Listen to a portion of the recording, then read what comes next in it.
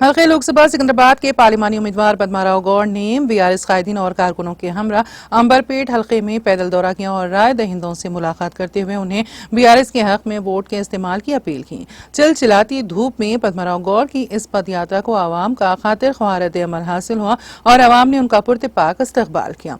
MLA कालेरू Venkatesh, corporator Vijay Kumar Gaur ने MP उम्मीदवार पद्माराव गौड़ के साथ अंबरपेट डिवीजन में न्यू पटेल नगर, नरेंद्र नगर, चिन्नारेड्डी नगर, सी ब्लॉक, रघुनाथ नगर कॉलोनियों में पद यात्रा का इनेकाद किया। पार्लिमानी इंतखाबी मुहिम के एक हिस्से के तौर पर एमपी उम्मीदवार पद्माराव गौड़ ने वोटरों को गुज़िश्ता 10 बरसों में बीआरएस हुकूमत की तरक्याती और फलाही स्कीमों के ताल्लुक से वाकिफ करवाया।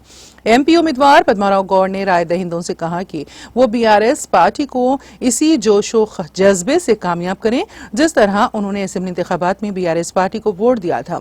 इस प्रोग्राम में रियासती कायदीन, Dasu, Jewish, Ravan, BRS party के कॉर्पोरेटर्स, कायदीन और दीगर ने शिरकत की।